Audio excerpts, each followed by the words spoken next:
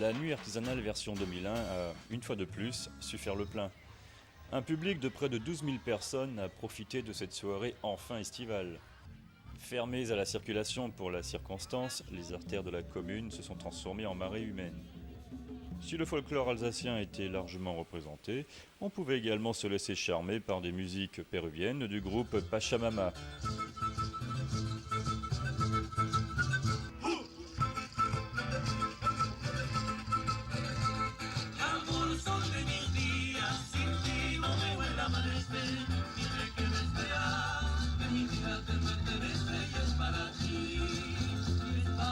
Peintres, modeleurs et autres artisans du bois ou de l'étoffe, le public a découvert au fil des stands une cinquantaine d'exposants. Démonstration de talent et d'adresse, chacun dévoilé à loisir, astuces et savoir-faire. De l'égrenage au filage, le stand de la transformation du lin compte parmi les plus fréquentés. L'artisan a répété inlassablement son labeur pour le plus grand plaisir des passants. Comme à l'accoutumée, entre rire, fête et artisanat, la soirée se clôturera au cœur de la nuit.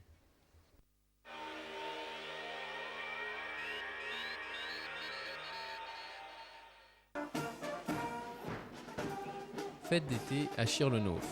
Pour célébrer comme il se doit la saison estivale, la commune a organisé un grand défilé. Entre musique municipale et services communaux, chacun se pare de ses plus beaux atours.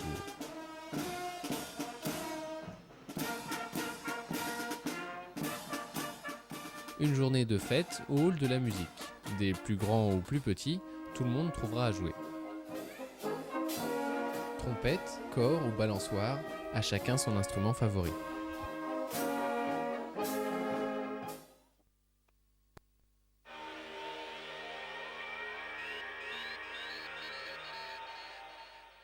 Meeting d'athlétisme à Niederbronn-les-Bains.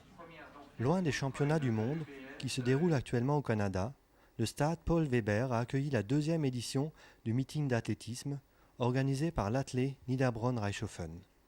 Petits et grands athlètes en lice ont pu tenter au fil des épreuves d'améliorer leur classement pour la saison. Lancer de poids, de javelot, saut en hauteur et triple saut, sans oublier les 1000 mètres et 3000 mètres. Toutes les disciplines étaient représentées.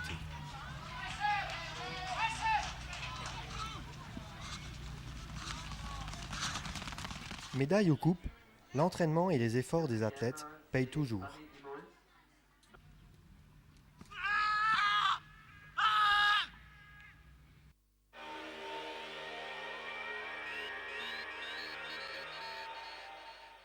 Pédaler et marcher en toute sécurité.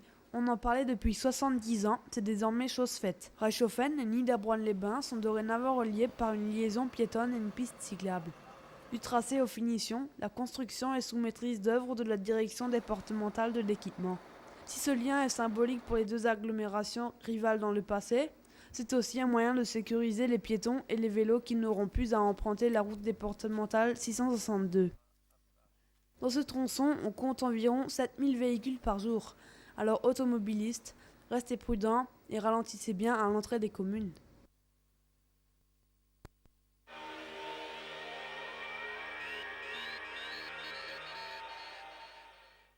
À Utenhofen, la famille Urban vit dans la joie et la bonne humeur. Le secret familial de cette réussite, une passion commune, le fleurissement. J'ai eu la chance de trouver une épouse qui s'intéresse aux fleurs. Enfin, moi aussi.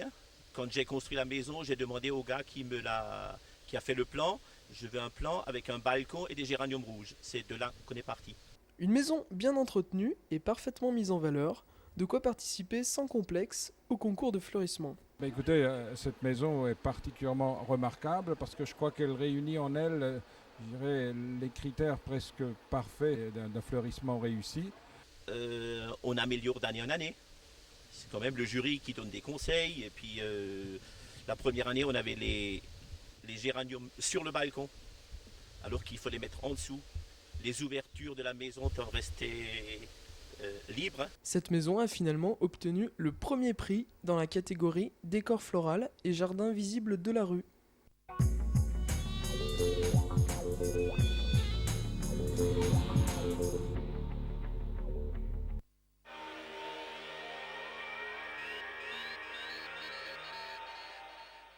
La taille en verre, ça consiste à éclaircir pour améliorer le calibre des fruits et pour qu'il y ait plus d'ensoleillement à l'intérieur de l'arbre. Ce qu'on sort en général, et ce qui est le plus important, c'est surtout les gourmands. Alors le gourmand, c'est les jeunes pousses de l'année qui sont plus ou moins forts. Donc ceux qui vont droit dans l'arbre, qui gênent la lumière et le soleil pour entrer. On taille assez légèrement en été. On ne va pas taper trop fort dedans parce que si jamais on a un mois d'août très ensoleillé, il risque d'y avoir des brûlures de fruits. La question de l'époque de taille, c'est-à-dire plus que vous taillez tôt, il y a des bourgeons à fruits là, qui se sont formés au printemps, qui vont se développer, ils vont commencer à fleurir au mois de septembre. Et donc les bourgeons déjà qui ont fleuri au mois de septembre, ils ne fleuriront plus au printemps prochain. D'où le truc d'attendre la fin juillet, début août, mi-août même, s'il le faut. Si vous voyez qu'il y a beaucoup de bourgeons à fruits, bon, à la limite, vous pouvez tailler un peu plus tôt, mais évitez de tailler trop tôt quand même. À la limite, vous pouvez sortir les gourmands arrachés à la main. Ça, il n'y a pas de problème. Là, vous pouvez le faire dès au départ que vous voyez un gourmand qui ne vous plaît pas. Vous l'enlevez à la main, ça ne gêne pas. C'est plus intéressant de les faire l'été que l'hiver. Le cerisier, si vous le taillez l'hiver et que vous allez tailler vraiment durement dedans, il risque de faire de la gommose au printemps. C'est-à-dire qu'il y a une trop quantité de sève qui vient et n'est pas absorbée par le sujet. Alors, ça va gonfler, ça donnera comme une gélatine, pour ainsi dire. Et ça va durcir par après. Dans les fruits à noyaux, c'est beaucoup de moliniose à cette époque-là. Donc il y a du bois qui est sec. Le bois sec, l'hiver, vous risquez de ne pas le voir. Donc il est mieux de le faire courant l'été. Du moment que vous taillez, il y a une arrivée de sève, ça va se cicatriser tout seul. Tout autour, elle forme une genre de glu, quoi. Même si vous arrachez les gourmands à la main, ça vous laissera peut-être une cicatrice par après.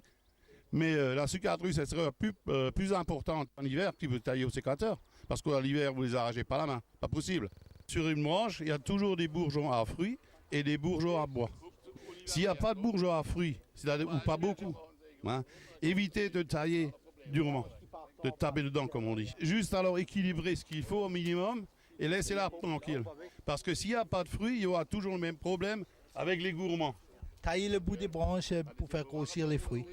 Toute la sève va être absorbée par les fruits, au lieu d'être absorbée par les feuilles et les rameaux.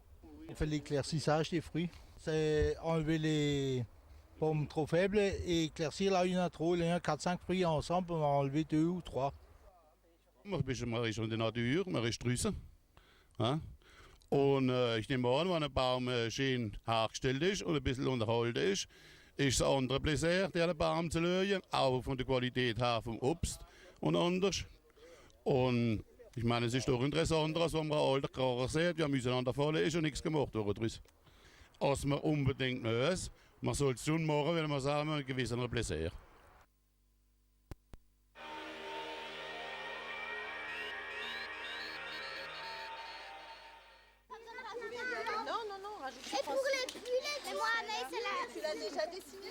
Alors ici, nous sommes au 19 rue de Haguenau, une cité HLM. Nous travaillons donc sur un projet d'aménagement de ce mur.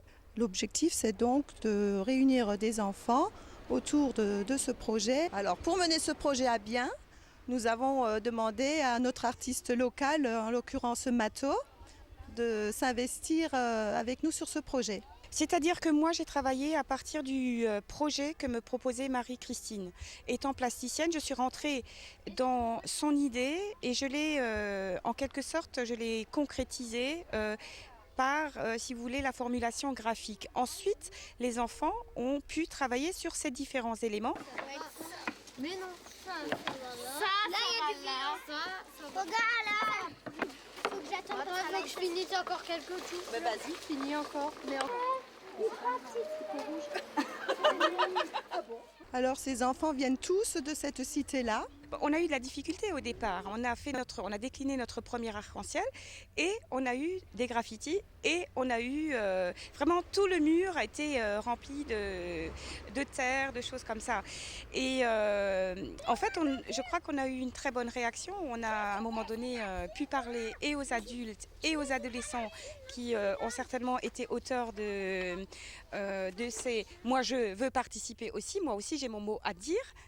et aussi au niveau des enfants. Donc après, ça s'est très bien passé. Moi, j'ai eu à un moment donné des tout petits qui n'ont pas fait partie de la réalisation elle-même, mais qui m'ont aidé à nettoyer le mur et avec vraiment avec une joie quelque part. Moi aussi, je participe. Et en fait, c'était ça la concrétisation de quelque chose qui allait se passer. Au niveau du concept, il y a d'abord des éléments isolés qui représentent chacun dans la société, les enfants là en l'occurrence. Donc des éléments différents aussi, des carrés, des ronds, des serpentins, etc.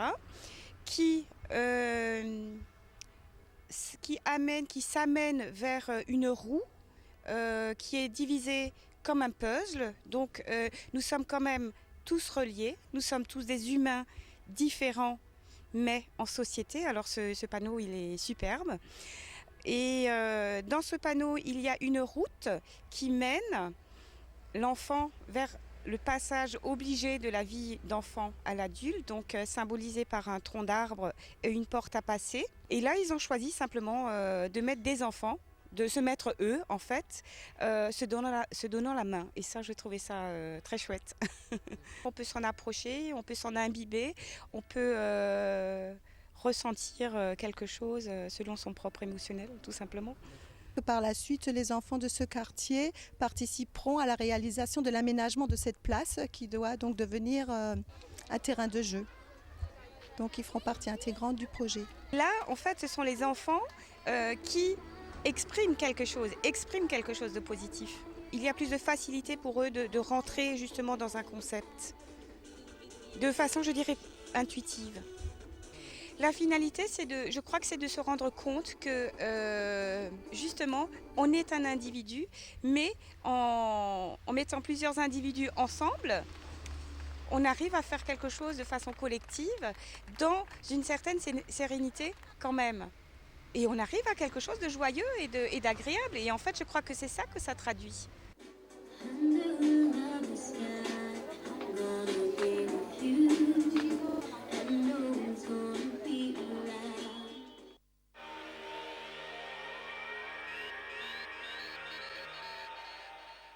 Nous sommes ici sur la ligne d'arrivée du premier trophée des sources de Niederbronn pour l'arrivée de cette première étape.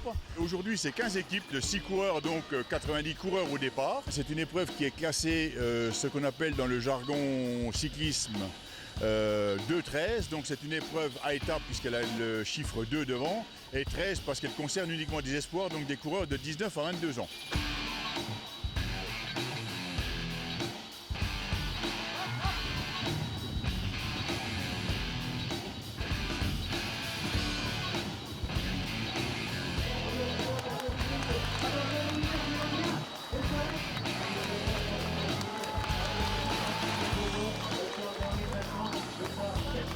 Sur la fin, on a décidé de rouler un peu dans les 20 derniers kilomètres pour limiter la casse.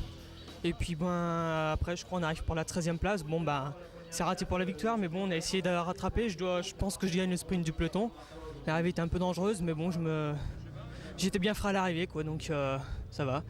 Les 3 premiers ont pas mal d'avance, donc pour aller reprendre pour reprendre le temps, ça va être pas évident, quoi. Mais bon, on peut toujours viser une place dans les 5 premiers, quoi. Ce serait assez honorable. Demain après-midi, ce sera la plus dure à mon avis. Donc le plus dur, il reste à faire. Nous attendons maintenant les étapes numéro 2 et numéro 3 qui auront lieu demain matin. Donc un contre-la-montre demain matin qui sera un effort solitaire entre Dambar et Niederbronn.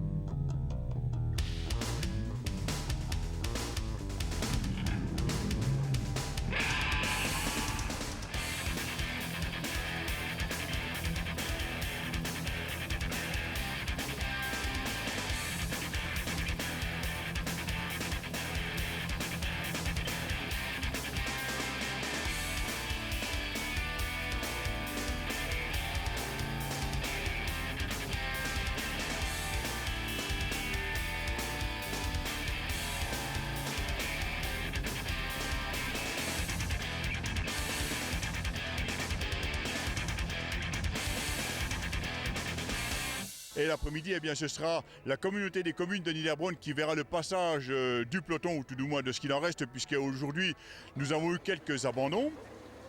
Nous avons 5 maillots dans cette épreuve. Le label du maillot jaune est un label en principe protégé puisqu'il appartient au Tour de France.